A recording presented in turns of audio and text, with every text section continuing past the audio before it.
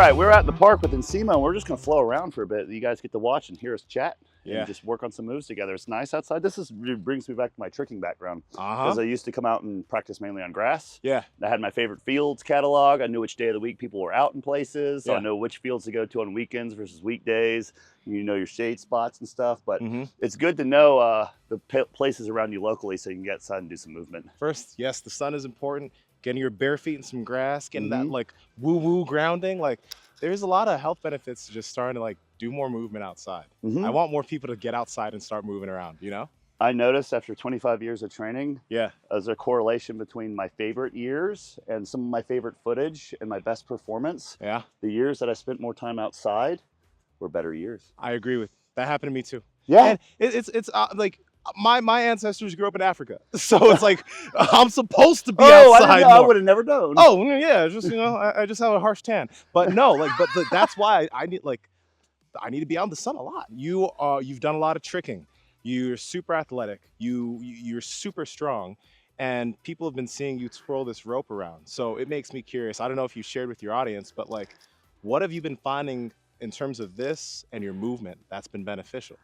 Well, this, when you first start this, if you record yourself doing it, you think when you start to unlock things, like, oh, I look good, that looks good. And then a year passes, if you keep up the practice because it feels good, you're just enjoying it, you'll look back and be like, oh shit, I'm moving like a block of cheese. Yeah. Like it's all stiff and stuff. The cool thing about the rope is that the rope is a mirror of like your rotation. So right now it's just my wrist rolling this, but if I were to bring in my spine, like now the rope is a mirror of the rotation of my spine. And if my rotation isn't good, the rope's gonna hit me, right? So like it mirrors the way that you're moving your spine, and not just your spine, there's now involvement of the feet, the hips rotate when I come here.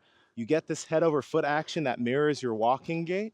And it's like, you learn how to rotate. And I think for me as a martial artist doing jiu-jitsu, one of the coolest things is like how the rotation that you learn from the rope feeds into your movement as a martial artist. Because like, I think the underhand pattern's an example. I'm not a striker, but I think about like, let's get here, just this rotational pattern here, right? And if I were to like throw a, whoa, right? And we have these elbow steers that we do when we roll the rope, right? These elbow steers, but then that also mirrors throwing an elbow. I'm so pumped for more martial artists to like, just start learning the practice. Just like, take it up and just start moving with it. Like this is not tiring. Like I could do this up to about 45 minutes to about an hour and 15 minutes without consequence just about every day. Yes. Now, and you feel better afterwards. Oh, you feel great. Yeah. Like you move, but like your walking is different. Yes. I say this with the caveat, like I don't only think this is for old people, but it's been so fun getting people that are in their 50s, 60s, and 70s to pick this up and start moving, because these people are now finding that because when you're doing that underhand pattern, it mirrors your walk, and then you're learning how to shift weight on one side, head over foot, shift weight on the other side, head over foot. Shout out to David Weck, the creator of Rope Flow. But you learn how to do this, and then you have people that are older who are like, I'm walking with more balance. I'm feeling muscles in my spine that are like working that haven't worked before in my obliques. It's like you get people to turn their full body on. It's amazing. And they don't get hurt. Rotation of the wrists, rotation of the shoulders, rotation of the spine, hundreds of reps over time that you're typically not getting when you're training in the gym. Not that training in the gym is bad, because whenever we say anything about that, people are like, oh. Most of my first 2 years have been spent working a lot up here. Yeah. Okay. And I find if you look at my flow, most of the stuff's going on. Yeah. And most of the stances and steps are just kind of smooth and slow, kind of like Tai Chi. I want to start working more on like, okay, you know, just a little bit more explosive, a little bit more choreography with my stances and my stepping. Yeah. Maybe if you could please show me some footwork with this. Footwork is my weak point in rope flow. Okay. So the funny thing about footwork is I think to get better at footwork, you need to understand what are all the things I can do while not moving my feet. This is like the beginning thing, which I think you already get the hang of it. So like, for example, I have this drill that I try to tell people to give a shot where you stand in a neutral stance. You're only allowing your heels to leave the ground. Okay. And we're going to go in this direction. We're going to do as many patterns as we can figure out in all these different directions. And the only thing that we're going to allow to leave the ground is our heels. So we can just figure out what we have access to without moving. So figure out how many things you can do on that side and then that side. And then After Do I look like this when I do this? It looks really cool. But okay, so you're saying like maybe kind of keep your stance neutral. Keep your stance neutral and work with doing as many things as you can with keeping your feet still. Yeah, and when you're here, typically you would turn when you do that throwing pattern, right? But notice I'm still facing this way when I do it. Yeah. Right? So I want to see, can I have that spinal access with not moving my feet? Figure that out. So just like mess with as many things as you can do. Exactly. Boom. Yep. So am I trying to keep oriented towards you or just keep the feet and the then same? and then you can keep your feet facing that way. Okay. And then orient towards that side. All right. While keeping your feet facing that way. Figure out as many patterns as you could do in that direction.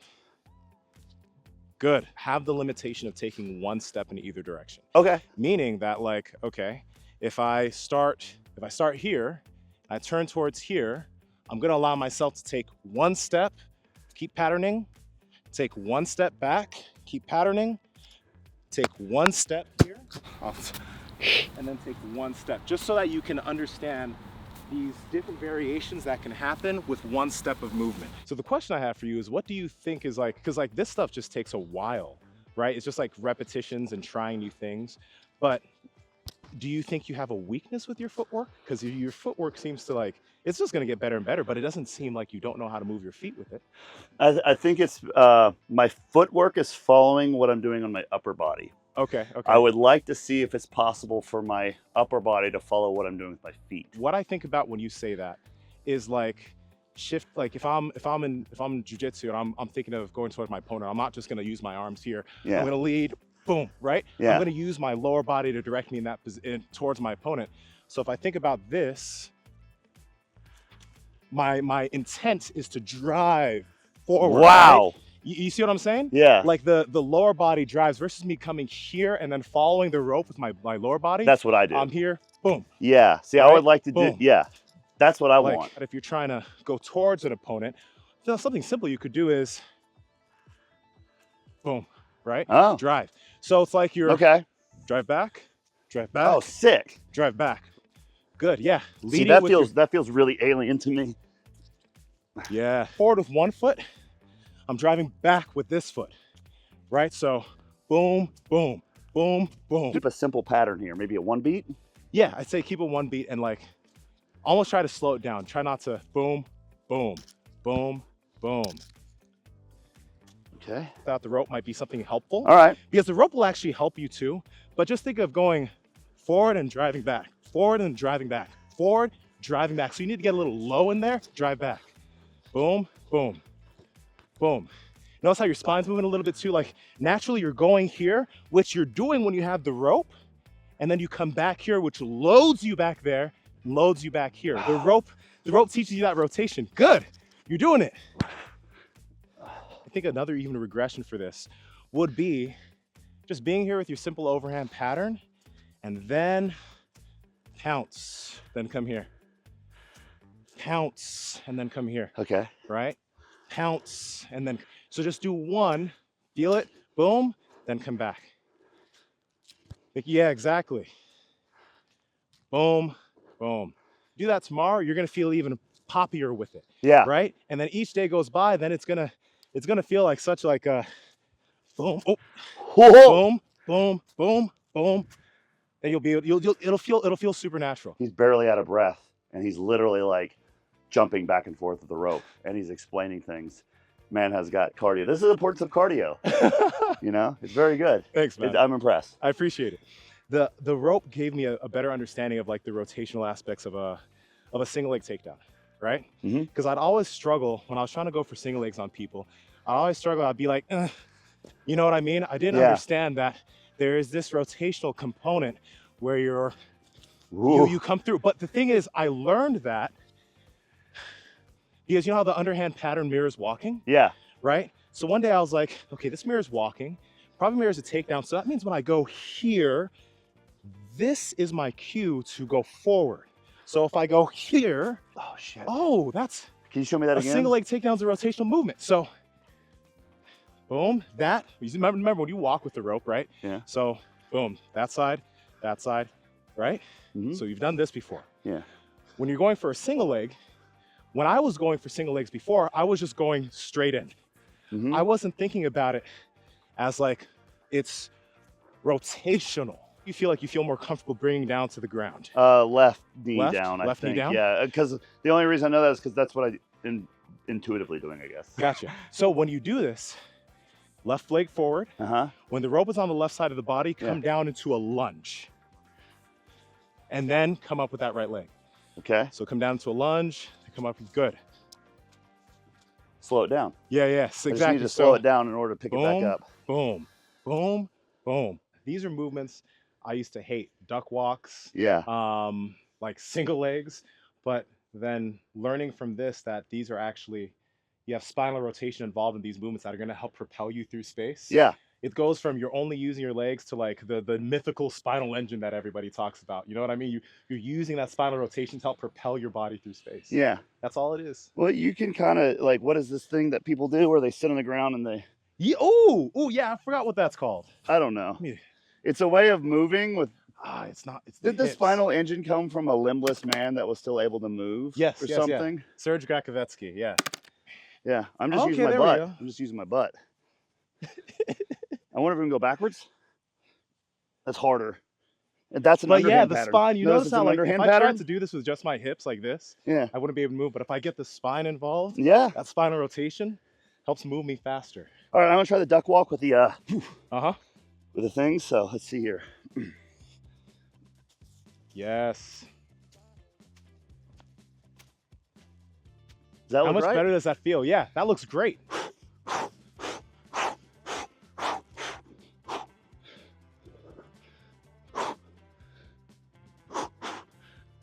As you know, when people start the practice, it starts off very handsy with no spine. Oh, dude, right? everyone that starts, it's just like... And I think that's why they stop. Because they see, like, maybe they take video, they see themselves, they're like, this looks nothing like what Juji is doing. So they stop. But like, I looked that exact same way when David showed me the first time. I was all hands, looking like looking really floofy. My dragon roll, which like, you know, looks like this right now. Yeah. There's a lot, like I'm not even doing anything with my arms. My hips are driving it all. But when I started, I was like, oh, caught me. All arms. Yeah, all arms. We're learning new moves all the time. We still get hit all the time. I get hit by this shit every single day. Oh, dude, like some of these moves will just keep hitting you in your face and your eyes. For the most part, the practice of rope flow is pretty forgiving. Like, a couple slaps in the face, not a big deal, but it will happen. Part of my practice I'm trying to improve is just seeing how many ways I can try to work with this rope behind my body. Yeah. Right? Just seeing what I can dude, you got the pitador. Is that what is that called? Well, the peacock is a 1 beat forward. Oh. And you just did a double beat. This is called like sorry, I know that I'm dorky with the names, I know them, but that overhand pattern behind is freaking hard, man. If I'm thinking of like we're fighting, it's like if you throw a punch, you know what I mean? Like exactly. It's a sway. So it's a boom, boom, boom. If I'm gonna come back with a punch, like you come in, boom, pop. Yeah. Right? Let me try the peacock. Yeah, yeah. All right, let's see here. So overhand sneak. Trying to do the forward back. That one's so hard. So think about your hands. Think about not just your hands coming here, but your spine shifting here, and then your spine, like my spine shifts here, and then here. Okay, you got a staggered stance. Here. Yeah, you can take a staggered stance, or you can go here, and even if I'm here, my spine is still rotating, and I'm here. Okay, it's this is what it looks like when you're learning things. You're not like, you know, like you got all this crap on day one, you know what I mean? Yeah. You know, I can't do that right now, by the way. What's it called? Fountain, yeah. I can't do the fountain. But I mean, when you're learning this stuff, it looks like this, guys. This is what you look goofy. You know, I do this for, you know, 1,000 hours in my life already. Here's the great thing about watching you do it as opposed to everyone else. I get to use my size as an excuse. So I'm like, yeah, well, that move's easy for you guys, but you don't have these shoulders. It's getting in the way. Shut the up, Juji. There we go. I need That's like when I watch you do calisthenics. Because I'll use like, oh, I'm 250 pounds. Of course that's difficult. And then you're over here doing an iron cross, smiling at the camera. So it's the same deal. Yeah. On day one, you're hitting yourself a lot. And then the next day, something clicks, and then the movement that you wore just wasn't working, wasn't happening, is now part of what you do. your movement vocabulary expanding is one of the reasons why it is so fun. You're Yeah. learning new patterns of movement for your entire body, and it's just that's why I love it. That's the reason why I like this as a adjunct to strength training, or people who do strength training or muscle building type Mhm. stuff.